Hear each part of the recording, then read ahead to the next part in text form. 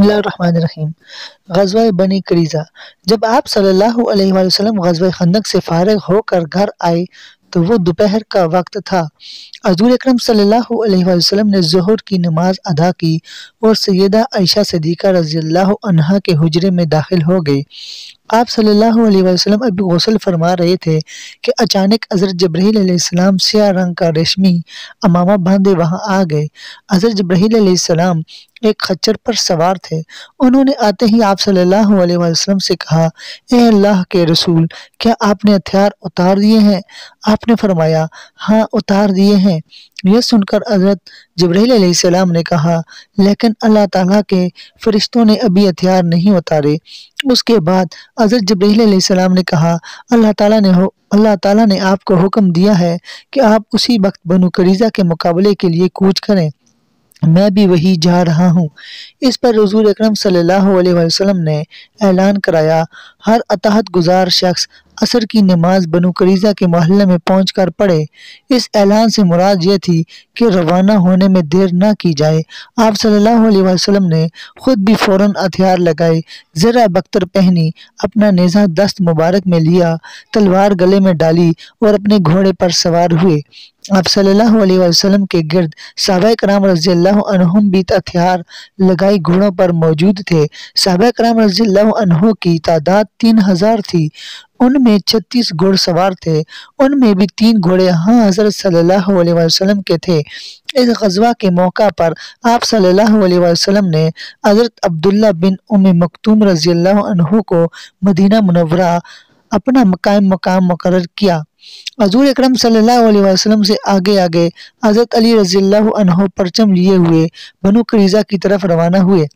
حضرت علی رضی اللہ عنہ چونکہ آگے روانہ ہوئے تھے اس لیے پہلے وہاں پہنچے۔ انہوں نے مہاجرین اور انصار کے ایک دستے کے ساتھ بنو قریظہ کے قلعے کے سامنے دیوار کے نیچے پرچم نصب کیا۔ ایسے میں یہودیوں نے حضور اکرم صلی اللہ علیہ وسلم کو برا بھلا کہنا شروع کیا۔ اس پر حضرت علی اور دوسرے صحابہ رضی اللہ عنہ کو غصہ آ گیا۔ نبی اکرم صلی اللہ علیہ وسلم وہاں پہنچے تو حضرت علی رضی اللہ عنہ نے انہیں یہودیوں کی بدگمانی کے بارے میں بتایا۔ آپ صلی اللہ علیہ وسلم نے ان کی پوری آبادی کو گھیرے میں لینے کا حکم دے دیا۔ یہ محاصرہ 25 دن تک جاری رہا۔ یہودی اس محاصرے سے تنگ آ گئے اور آخر کار آپ صلی اللہ علیہ وسلم کے سامنے حاضر ہو گئے۔ حضور صلی اللہ علیہ وسلم نے انہیں باندھنے کا حکم فرمایا۔ ان کی مشقیں کس دی گئیں۔ ان کی تعداد 600 یا 750 تھی۔ انہیں ایک طرف جمع کر دیا گیا۔ یہ سب وہ تھے جو لڑنے والے تھے۔ ان کے بعد یہودی عورتوں اور بچوں کو حویلیوں سے نکال کر ایک طرف جمع کیا گیا۔ ان بچوں اور عورتوں کی تعداد 1000 تھی۔ ان پر حضرت عبداللہ بن سلام رضی اللہ عنہ کو نگران بنایا گیا۔ اب یہ لوگ بار بار آپ کے پاس آ کر معافی مانگنے لگے۔ اس پر آپ صلی اللہ علیہ وسلم نے فرمایا، کیا تم اس بات پر رضا مند ہو کہ تمہارے معاملے کا فیصلہ تمہارا ہی منتخب کیا ہوا کوئی آدمی کر دے؟ انہوں نے جواب دیا، سعد بن معاذ رضی اللہ عنہ جو فیصلہ بھی کر دیں ہمیں منظور ہے۔ سعد بن معاذ رضی اللہ عنہ مسلمان ہونے سے پہلے ان یہودیوں کے دوست اور ان کے نزدیک قابل احترام شخصیت تھے۔ حضور اکرم صلی اللہ علیہ وسلم نے ان کی یہ بات مان لی۔ سعد بن معاذ رضی اللہ عنہ غزوہ خندق میں شدید زخمی ہو گئے تھے۔ وہ اس وقت مسجد نبوی کے قریب ایک خیمے میں تھے۔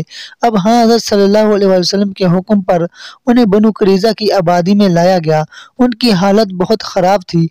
آخر وہ نبی اکرم صلی اللہ علیہ وسلم کے پاس پہنچ گئے۔ انہیں ساری بات بتائی گئی۔ اس پر حضرت سعد بن معاذ رضی اللہ عنہ نے کہا، فیصلے کا حق تو اللہ تعالیٰ ہی کا ہے یا پھر اللہ کے رسول کو ہے۔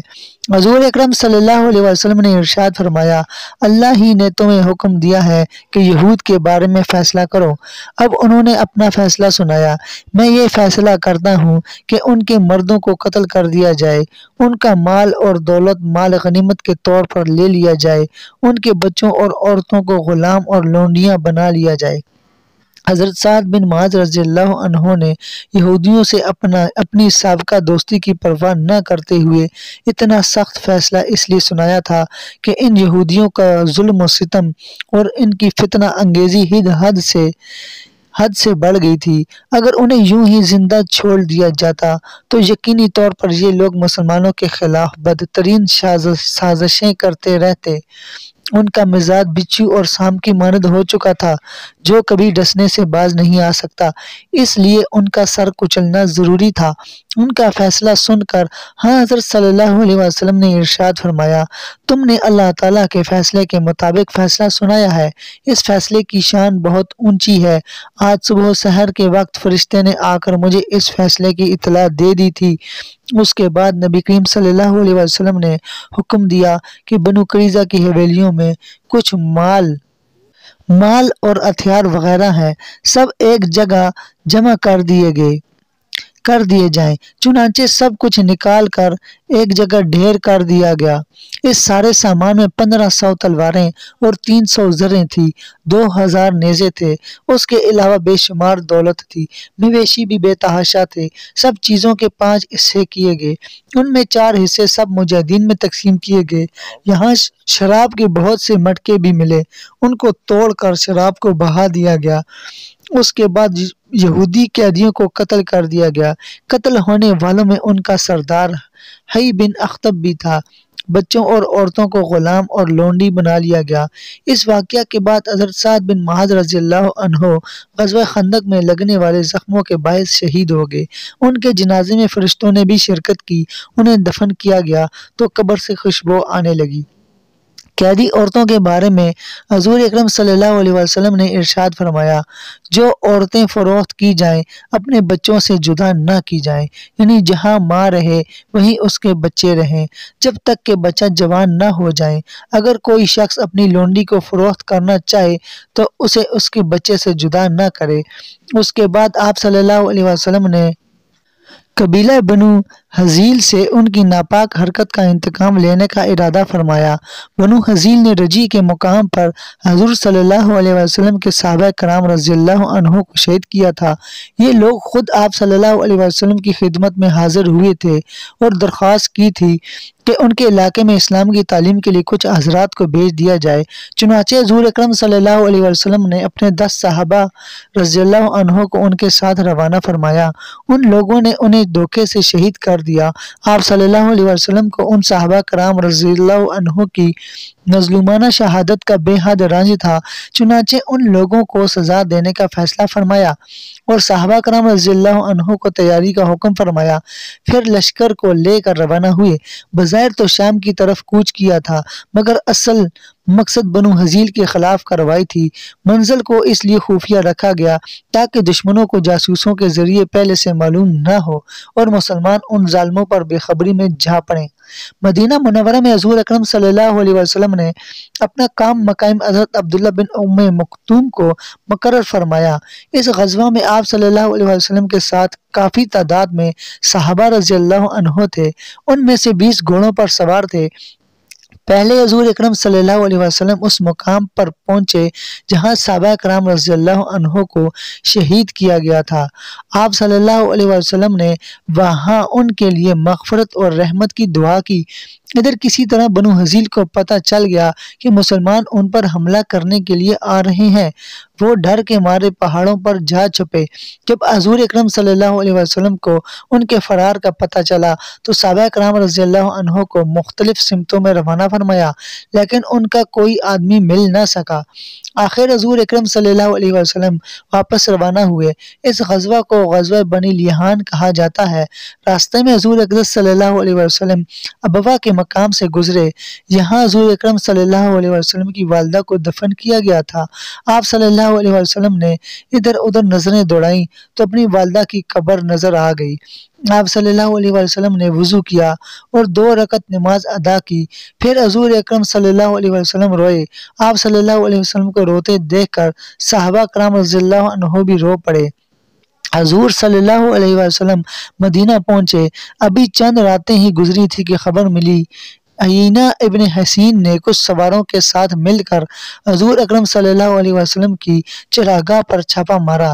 اس چراگاہ میں حضور اکرم صلی اللہ علیہ وسلم کے 20 اونٹ تھے۔ اونٹوں کی حفاظت کے لیے حضرت ابو ذر غفاری رضی اللہ عنہ کے بیٹے تھے اور حضرت ابو ذر غفاری رضی اللہ عنہ کی بیوی بھی وہاں تھی۔ ان حملہ آوروں نے حضرت ابو ذر غفاری کے بیٹے کو قتل کر دیا۔ اس واقعے کا سب سے پہلے حضرت سلمہ بن اکوع رضی اللہ عنہ کو پتہ چلا۔ وہ اپنی کمان اٹھائے صبح چراگاہ کی طرف جا رہے تھے۔ ان کے ساتھ ان کا غلام بھی تھا۔ وہ ان کا گھوڑا لے کر آیا تھا اور لگام سے پکڑ کر اسے ہنکارا رہا تھا۔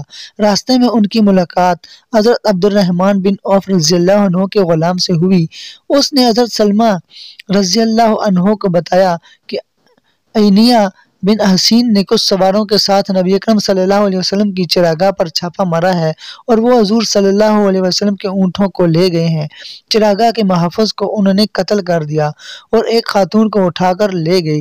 یہ سنتے ہی حضرت سلمہ رضی اللہ عنہ نے اپنے غلام سے کہا، اس گھوڑے پر بیٹھ کر روانہ ہو جاؤ اور نبی اکرم صلی اللہ علیہ وسلم کو خبر دو۔ غلام تو اسی وقت روانہ ہو گئی۔ ساتھ ہی سلمہ رضی اللہ عنہ ایک ٹھیلے پر چڑھ کر پکارے، لوگو دوڑو، کچھ لوگ نبی اکرم صلی اللہ علیہ وسلم کے اونٹ لے اڑے ہیں۔ یہ اعلان 3 بار دہرا کر وہ اکیلے ہی لٹیروں کی طرف دوڑ پڑے۔ دوستو یہاں پر ہماری ویڈیو مکمل ہو جاتی ہے۔ ہم نے جو پڑھا اور آپ دوستوں نے جو سنا، اللہ تعالیٰ اس کو قبول فرمائے۔ اور آپ دوستوں سے یہی کہوں گا کہ آپ اس کو لازمی شیئر کیا کریں ہماری ویڈیو کو، تاکہ آپ کو بھی اس کا ثواب مل سکے اور جتنے دوست دیکھیں گے ان کو بھی ثواب مل سکے۔